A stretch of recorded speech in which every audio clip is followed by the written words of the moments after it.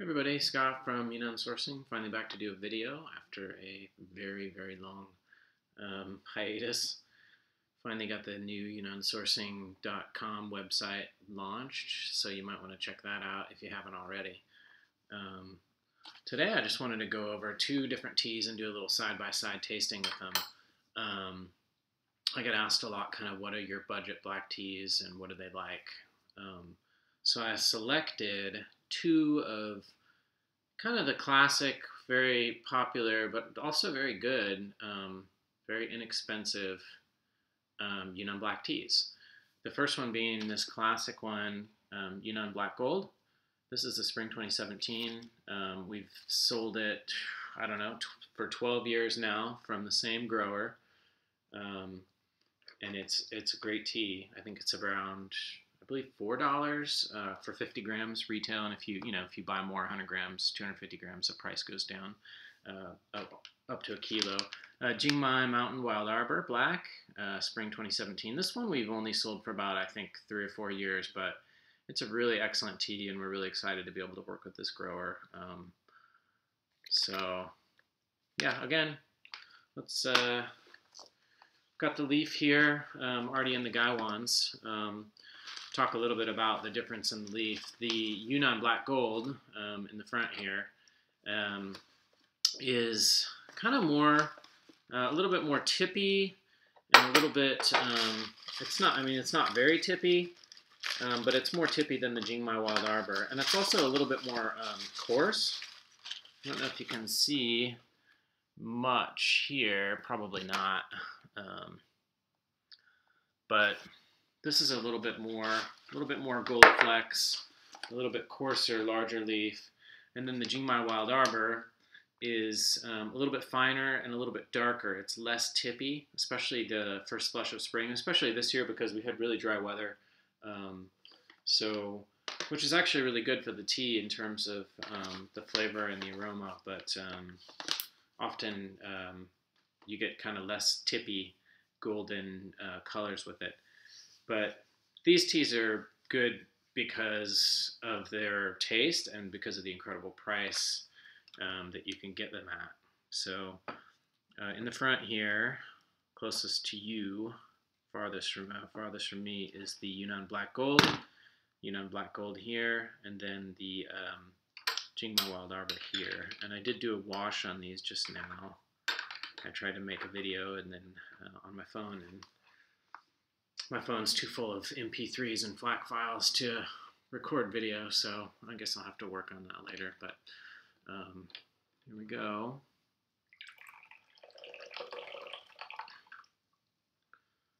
I need to do the TDB setup with the one camera here looking at the teas, and then the front camera so we could switch back and forth, but I don't have that high tech.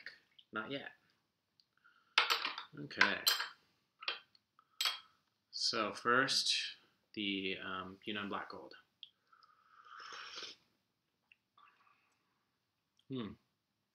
Chocolate, dried fruit,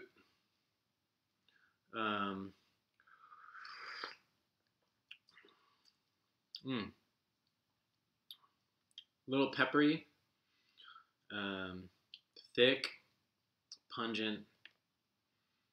This is a strong tea. I use about 5 grams in these Gaiwans here, so maybe that's typical for me. But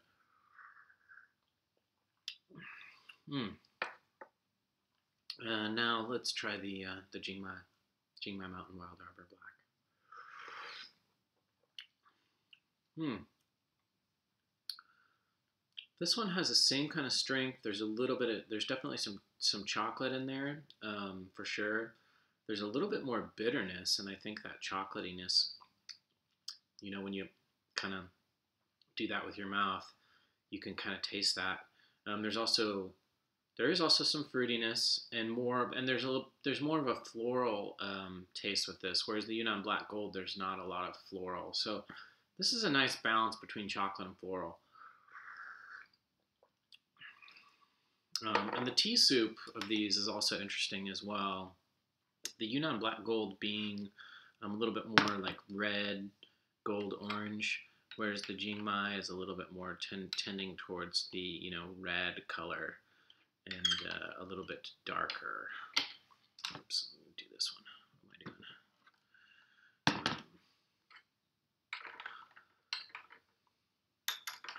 doing? And when you brew the leaves, you can definitely tell that the Jingmai Wild Arbor one is definitely smaller.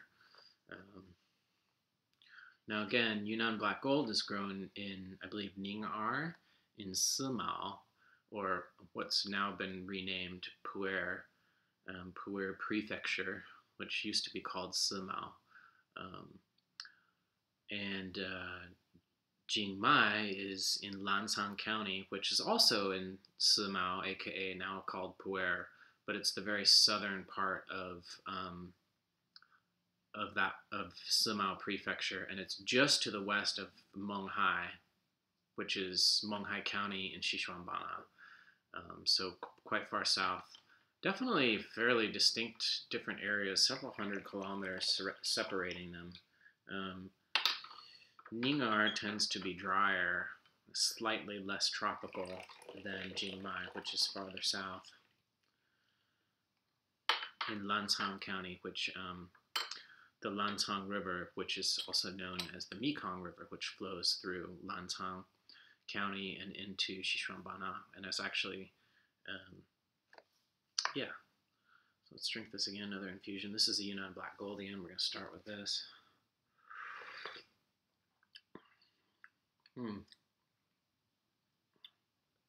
Just a straight ahead chocolate, pepper, sweet. There's some bitterness and a little bit of astringency there, but it's, if anything, it gives definition to kind of the more complex tastes.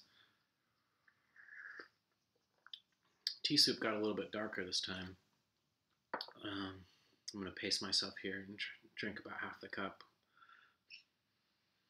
Now we're drinking the Jingmai Wild Arbor.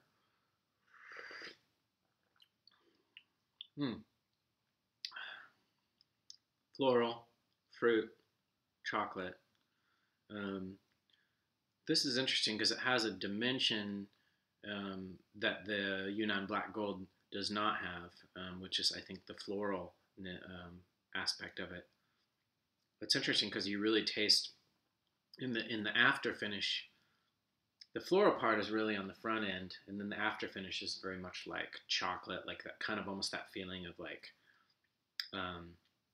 you know, having had dark chocolate or, you know, pure cacao, that after feeling in the mouth. It's very similar. They both have it, but I feel that it's more pronounced in the Jingmai Wild Arbor. So this tea might be less good for, you know, blending with other teas. Well, it depends what you want to achieve. I know that a lot of people use these Yunnan Blacks and they blend them with other things, whether it's, you know, making Earl Grey. I've had people that have made Earl Grey with these teas, and they might prefer the Yunnan Black Gold for something like that.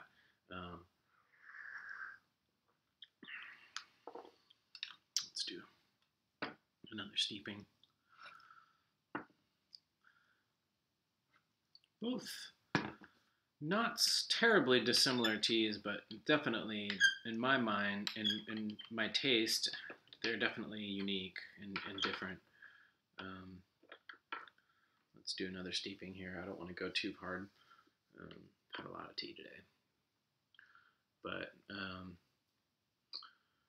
yeah, if you are interested in having me do some videos, I'm going to try to get back into it. And send me an email or reply in comments what kind of videos you'd be interested in having me do, if they're feasible or the material is, you know, something that would be worth doing a video over, or is enough material that I can actually talk about it for more than 30 seconds or a couple minutes, then I probably would do. I'll probably try to do it. And I apologize to people who made requests just, you know, well over a year ago. Those have kind of been lost to the chasm of time. It's been kind of a rough year. So not in a bad way, but just really busy, and big changes. So my apologies to anybody who might have made requests that weren't, fulfilled, as it were. All right. Well, still the Jingmai is a little bit more dark and red. The Yunnan Black Gold here, which I'm going to drink again first.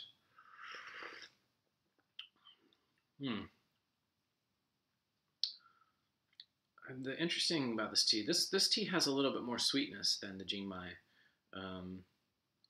It's a little bit less kind of aggressive. There is that peppery, malty kind of thing going on, but there's a real sweetness, and it's quite thick. These teas are not, they're not lacking in body.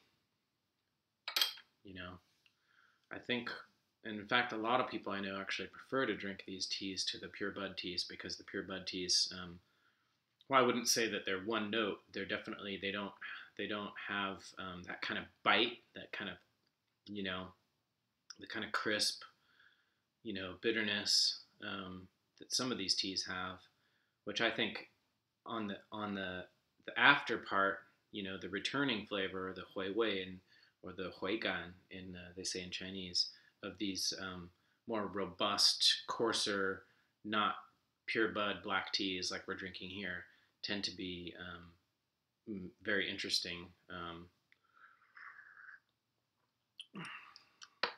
Let's try the Jingmai Wild Arbor again.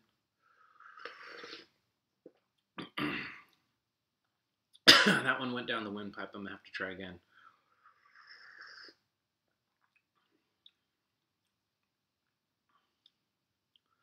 This deep, a little bit of the bitterness faded. There's more of a fruity sweetness now with this tea. In this, I think, third or fourth steeping. Let's do it one more time. These are not teas that are going to give up easily either. These teas have legs. So if you're looking just for something that, you want to wake up and you want to drink a black tea, or you want to, really have something that's got a lot of flavor. It would be a good tea after a meal too, because it would kind of get your palate back in. It's really grab at your palate. I've noticed that sometimes if I eat a kind of a heavy meal, or oily, or spicy or whatever, I can't taste a lot of the more subtle teas, so I tend to want to gravitate towards like stronger teas like this, where I can drink them and then kind of get my mouth, kind of cleaned out, and get my palate kind of, back to tea again. So then maybe after that, I can maybe drink a more subtle tea. If I haven't had any food, I tend to start out with the more subtle teas and then kind of move up. I kind of put black tea as kind of in the medium zone. It's not ripe pour, it's not raw pour. Those can be really strong teas, and they can tend to influence the palate after you drink them. So this is a good one, because I think it would bring your palate back to tea after a meal, and kind of wash away that, that heavy food taste that you've got after a good meal, which isn't a bad thing at all, but it definitely can, lingering, it's much more pleasant to replace that taste and feeling with a good tea, and I think this would be a perfect one for that. So let's do this again. Yunnan Black Gold. It's mellowed out a bit. There's still sweetness. There's a little bit of kind of peppery, bitter. Body's still really good. The tea soup got a little bit lighter.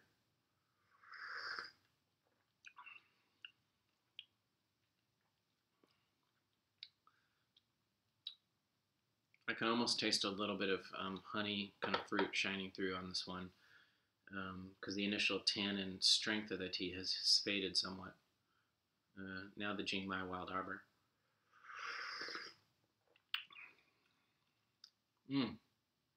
Fruit, floral, sweet, a little tinge of kind of almost mineraliness to it. I think that's starting to come through a little bit more now. And I think that's because the leaf tends to be more infusible than the bud part of the tea. So the leaf is still kind of doing its thing, and the bud less so. But I'm going to leave it at that. Overall, I'm pretty satisfied with both these teas. They are distinctly different, despite being in the very similar price range. They're from different areas, several hundred kilometers apart.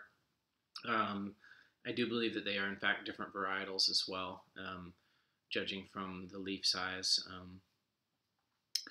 But both really good teas. I'm going to have to say that from the standpoint of just complexity, I would definitely prefer the Jingmai Mountain Wild Arbor. But again, sometimes you want one type of tea and not another type, and I think that they're both distinctive enough.